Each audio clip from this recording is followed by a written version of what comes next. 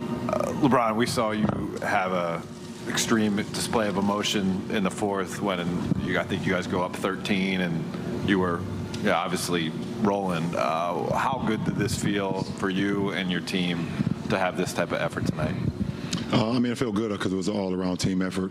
Washington played extremely well, especially those first two quarters. And for us to be able to come in the third quarter, and that's been one of our down quarters a lot this year, hold them to 23 points in that third and run off 37, it was big for our team, big for our ball club. You had the 25-point streak earlier in the year, which I think was the longest of your career, and now it's 2 50-point games in the last 3 games.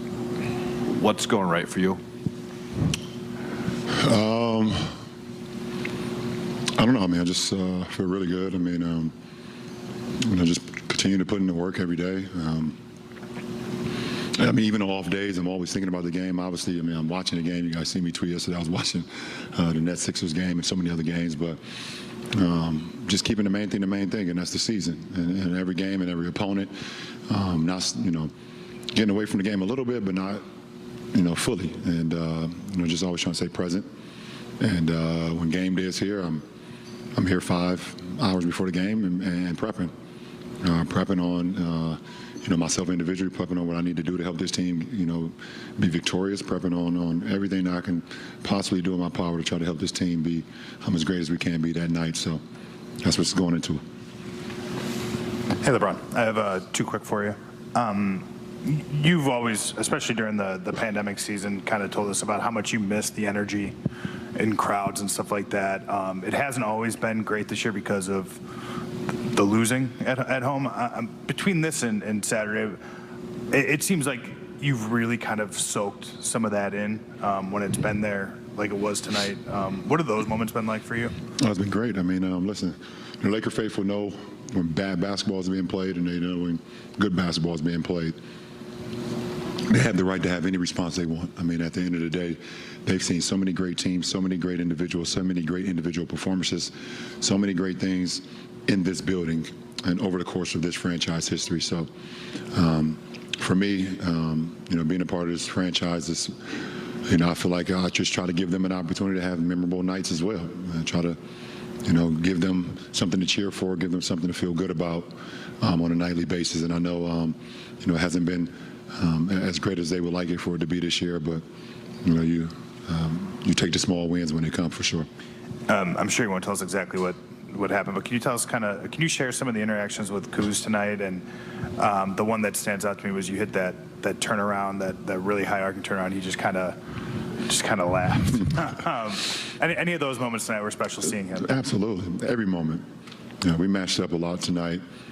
Seeing my 2 brothers, KCP and Kuz, and seeing Kuz's development this year has been so amazing. His playmaking, his shot making, his decision making throughout the season.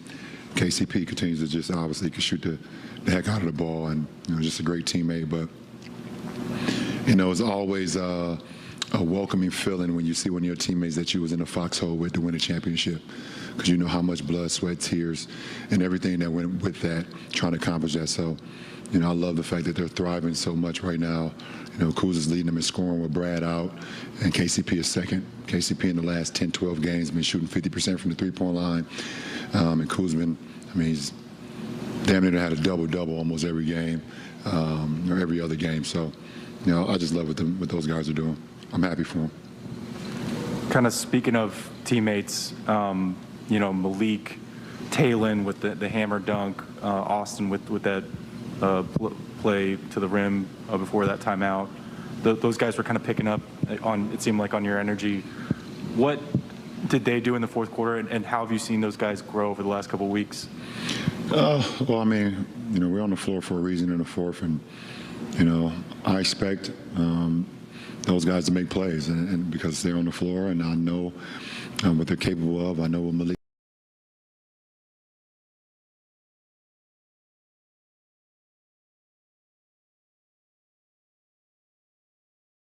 is capable of. Obviously, I've been in the foxhole with THT, and Austin has proven himself. So, It was great to see those guys make plays down the stretch especially when the Wizards, started doubling my pick and rolls or my ISOs, and those guys continued to make plays. It was great to see that.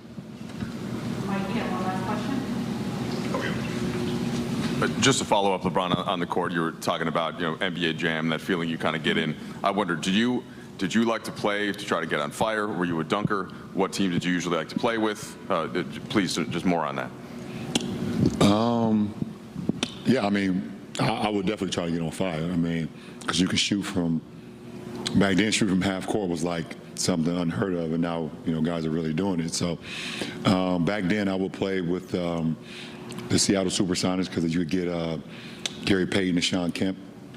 I would play with the Bulls a little bit, but obviously MJ wasn't on the game because now that I found out when I'm much older and I'm a professional, they didn't have his name and likeness to be able to put him on the game. So you have to play with like Horace and Scotty, or the Mavericks. You could play with J Kidd or Mashburn, or you could sub and put Jimmy Jackson in there. Because it was usually like 3 guys. So you're testing my history right now with video game, which I love. But definitely, to be able to catch fire was something that you would definitely try to do, because you would literally come right as soon as you hit that half-court line, you would let it go. Oh, and the Golden State Warriors too, because you could play with like Tim Hardaway and Chris Mullin. Yeah, that was nice too. You need a guy who can get blocks.